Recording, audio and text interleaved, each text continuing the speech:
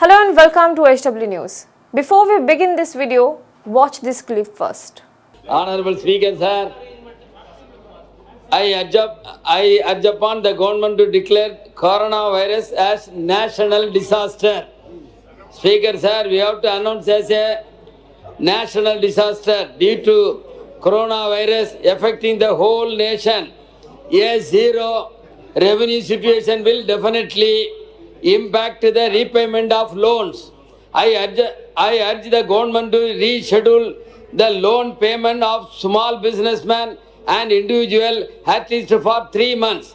Daily wages have been the worst affected.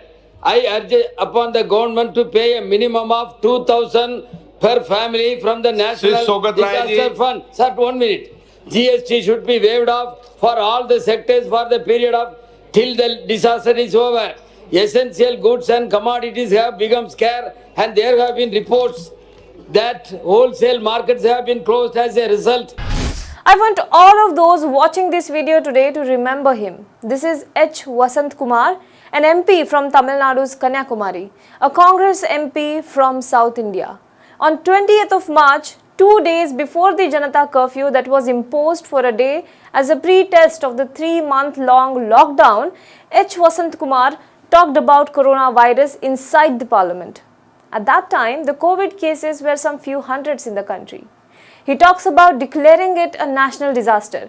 He proposed loan moratorium for individuals and small businessmen for 3 months, which the government announced days after the lockdown was imposed finally.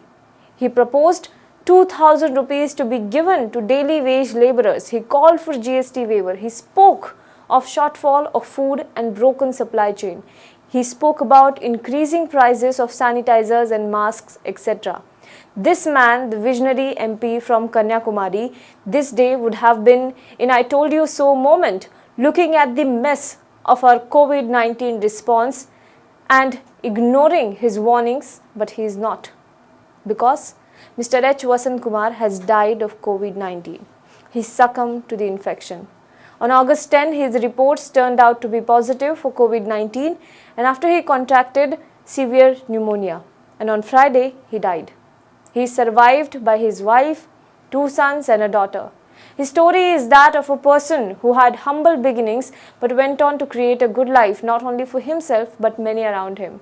He started off as a salesman, then went on to start his own retail chain of home appliances.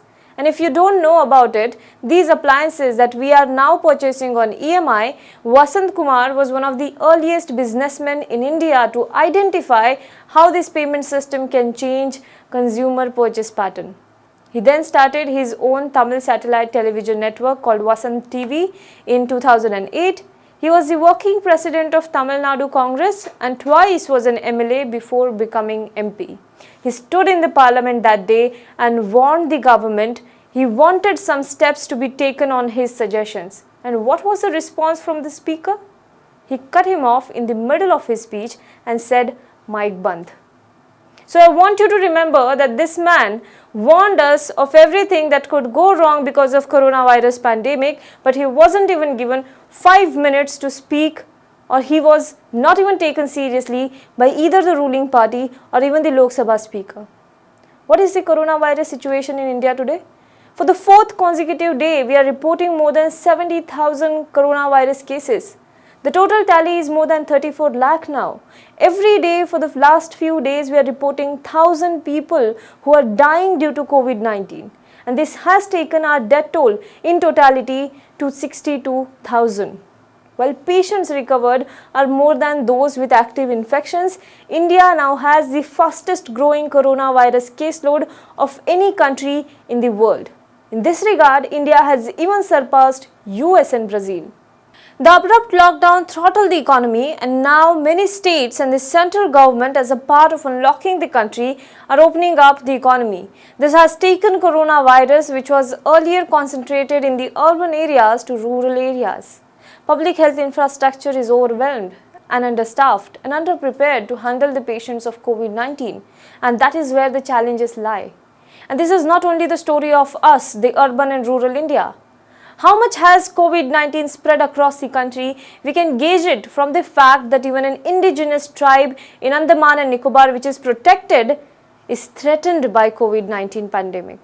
On Thursday, authorities in the Andaman and Nicobar Islands in the Bay of Bengal said that they had found at least 10 cases of the virus among the endangered Greater Andamanese tribe, which is one of the 5 vulnerable tribes living in the Andamans.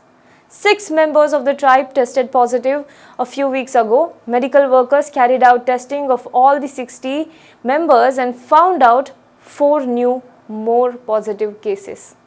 A remote tribe in Andaman and Nicobar Island has been infected by coronavirus, and our government is yet reluctant to clarify whether we have community transmission or not. This is not to suggest that efforts are not going on at all.